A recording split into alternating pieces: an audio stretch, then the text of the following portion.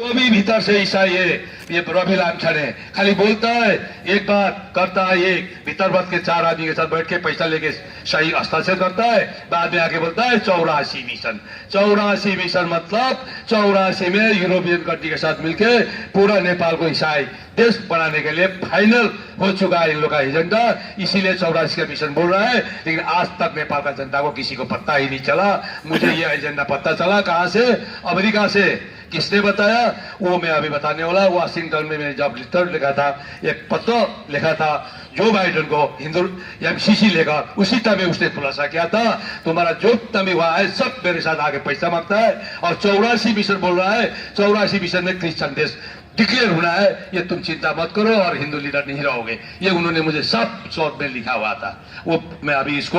अब सार्वजनिक करने जा रहा हूं, और सबसे उसमें ज्यादा खतरनाक रवि भी है। इसलिए सबको मैं आग्रह करना चाहता हूं, अब नेपाल में सब मिलके, सब हिंदुत्व मिलके और सब संस्कार को बचाना है और देवी देवता को बचाना है। देवी देवता का जन्म स्थल है, उसको मिटाना नामुमकिन है, और सारा विश्व के साधु संतों का समर्थन प्राप्त है। और इसीलिए मैं सबको आग्रह करना चाहता हूं, आज हमारे पूजनीय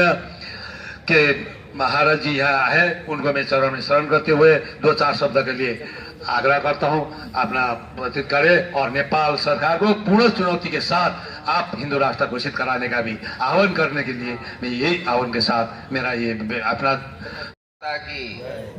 भारत माता की। आज यह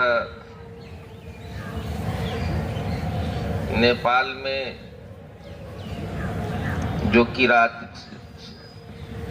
सूदन किराती जो पर्यटक और सांस्कृतिक मंत्री है, उसने जो सनातन धर्म और हिंदुत्व के बारे में अनर्गल बातें कही है, और यहाँ तक कि वहाँ की जो है शासन और सत्ता में बैठे हुए लोगों को इस तरह की बात नहीं करनी चाहिए जिस तरह से सूदन किराती ने बात कही है कि अगर हिंदुत्व की और सनातन धर्म की नेपाल के अंदर कोई बात करता है तो उसे जो है जेल के अंदर डाल दिया जाए। तो ये तो कोई बात नहीं है। ये इस तरह के अराजक लोग जो इस समय मंत्री पदों पर बैठे हुए हैं और जो तमाम जो है लोगों की भावनाओं और आस्थाओं को कुचलने का काम कर रहे हैं, ऐसे लोगों को वहाँ नेपाल के जो प्रधानमंत्री हैं उन्हें तत्काल जो है पद से हटा देना चाहिए, और नेपाल और भारत एकता की जो है मिसाल कायम करनी चाहिए। जो कि भारत और नेपाल यह दो देश तो हो सकते हैं, लेकिन दोनों की जो आत्माएं हैं, दोनों की जो विचारधाराएं हैं वह एक है। और सनातन धर्म की विचारधारा का जो नेपाल के अंदर और भारत के अंदर जो आपसी समन्वय है, वो उसके बारे में तो ये कोई बनावटी बात नहीं है। ये इतिहास साक्षी है कि जनकपुर धाम नेपाल में ही है, और माँ सीता जो है नेपाल से ही थी। इसलिए बहुत सारे जो संबंध हैं वह नेपाल और भारत के साथ ये सदियों सदियों से जो है चलते आ रहे हैं और बने हैं। इसलिए इस तरह की अराजकता फैलाने वालों के खिलाफ और नेपाल को पुनः हिंदू राष्ट्र बनाने के लिए आज यहाँ जंतर मंतर पे अपनी बात प्रधानमंत्री जी को कहने के लिए यहाँ हमारे जो है डॉक्टर विष्णु प्रसाद बराल जी ने यह कार्यक्रम और यह आयोजन जो है रखा है। उनका ये विचार है कि हमें नेपाल को पुनः हिंदू राष्ट्र बनाने के लिए और नेपाल के जो प्रधानमंत्री हैं वह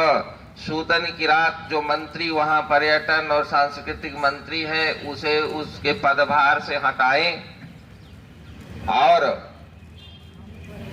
नेपाल और भारत विरोधी जो बातें करते हैं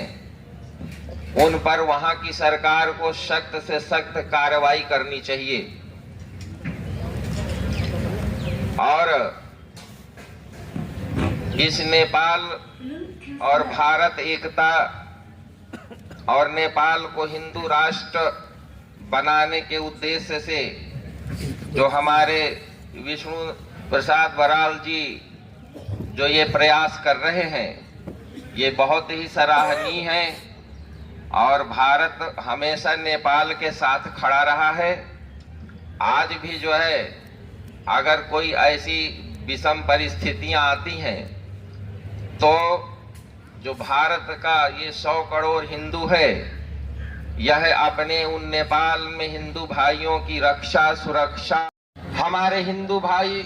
इस पर जो कार्य कर रहे हैं प्रयास कर रहे हैं भारत सरकार को उनका सहयोग करना चाहिए और भारत सरकार यह नेपाल सरकार से जो है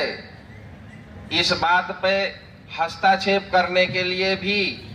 हमारे जो है प्रधानमंत्री जी को यह बात नेपाल के प्रधानमंत्री जी से कहनी चाहिए और इन्हीं सब बातों को